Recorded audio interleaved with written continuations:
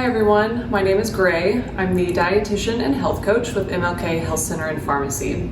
For this video, I'm actually going to be making two items. So I'm going to be making a roasted sweet potato and a just simple salad, but I'm going to be doing a homemade dressing.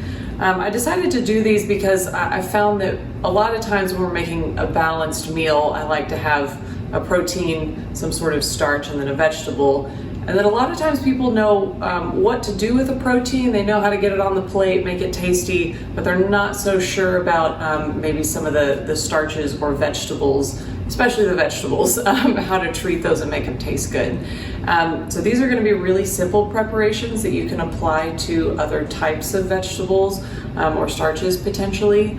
And I do want to make my own homemade dressing because not only is it tastier, but that's going to be a healthier alternative to some of the store-bought dressings that have all kinds of ingredients and fillers and junk we don't want. So this is going to be pretty straightforward. These are also the recipes that are going out for our August recipe of the month club. So a visual if you're getting those emails. Okay, I think that's all I got, so we'll get started.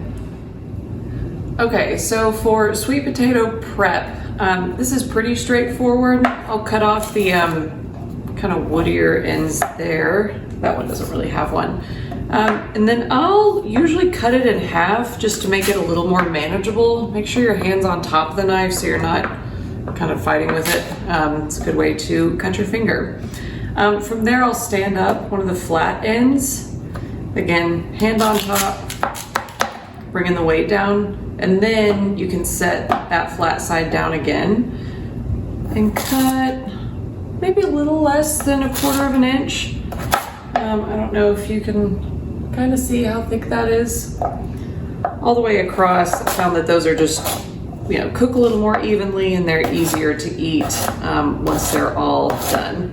So we'll just repeat that with all of our sweet potatoes until we have a bunch of these little half medallions. All right, so all of the sweet potatoes are prepped. I've got the oven preheated to 425. The trick with roasting any vegetable, it could be potatoes, broccoli, cauliflower, whatever you want. The key is that you have to have the right temperature. So I like 425.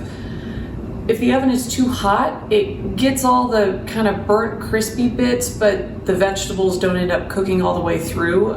You're gonna have more burning than you want. On the other end of the spectrum, if the oven is not hot enough, if it's too cool, then the food will cook all the way through, but it's not gonna get some of the crispy bits that add flavor. So 425, 450 seems to be a good happy medium where it's gonna cook through, but you're still gonna get some of the color and crispiness that adds flavor. So what we're gonna do to these, and this is true for just about any vegetable that you're roasting, a staple is gonna be some kind of oil. I'm using olive oil. You can melt butter if you want. You can use ghee, like a clarified butter. Coconut oil, some people like that. Yeah, so whatever you want to use, that's fine. But you got your oil on, and then salt and pepper. Say fat, salt, and pepper go a long way to make just about any vegetable taste better. So once we get these seasoned, tossed, then we can arrange them on our sheet pan. I'll probably have to get a second one here, but you want to make sure that it's an even layer. You don't want them piled up on top of each other. An even layer so that way they all get sort of the same air time in the oven and an opportunity to cook evenly and crisp up evenly. All right, I'm going to put together the just very simple dressing for the salad. So the dressing to salad ratio is it's going to depend on personal preference, taste. This is all pretty flexible. So if you don't like the recipe or I guess the ratios that I've come up with here, that's fine. Just adjust it to something that tastes good for you. So just roughly, I'm going to add about 2 tablespoons. And I'm eyeballing it. I've made this about 100 times, so I usually don't measure stuff, but I'm gonna say about roughly 2 tablespoons of olive oil, and then about a tablespoon of vinegar. There we go. So I'm using red wine vinegar. Really any kind of acidic something will work. It could be lemon juice, it could be balsamic.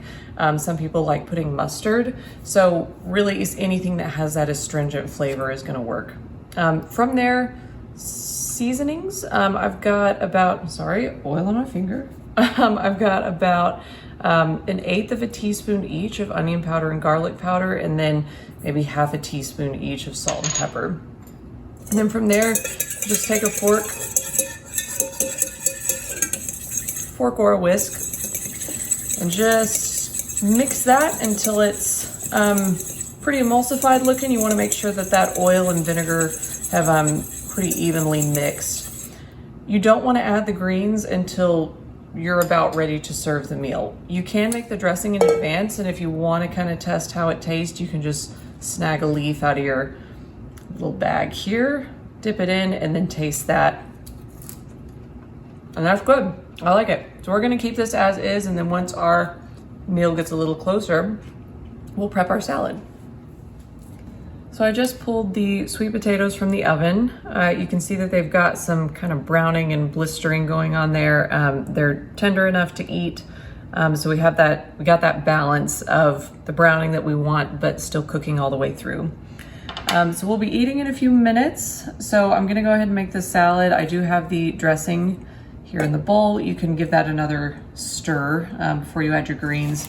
I usually do about 1 handful per person. So I'm making a salad for 2 people. I'm gonna do about 2 handfuls of salad. And then just kind of gently, toss until your greens are all coated. This is a pretty good base for just about anything. If you want to add tomato halves, Parmesan cheese, feta, whatever kind of other toppings you want. And if you find that there's a little more dressing than you would like, you could always add just a little more greens. Or if you don't want more salad, you could know to adjust it for next time. But this is about how I like it. You can see that all those leaves are pretty evenly coated. So we're just about ready to serve all this up. All right, folks, we are done with our simple side items. I've mentioned this before, but really the key to nutrition is having balance. So I always say get some greens on the plate, some kind of starch, and then we want to have a protein. So if you're vegetarian, you could go for tofu or beans. If you're not, you could do, a seafood burger patty, pork, whatever it may be, but some kind of protein just to round out this meal. There's a lot of flexibility in this. If you're maybe trying to lose weight, you may want to have a little more salad and a little less starch. If you're an athlete, you may want to go a little heavier on the starch. If you're diabetic, maybe don't go with the bean as a protein option. Make sure you're keeping the starch to about 1/4 of the plate.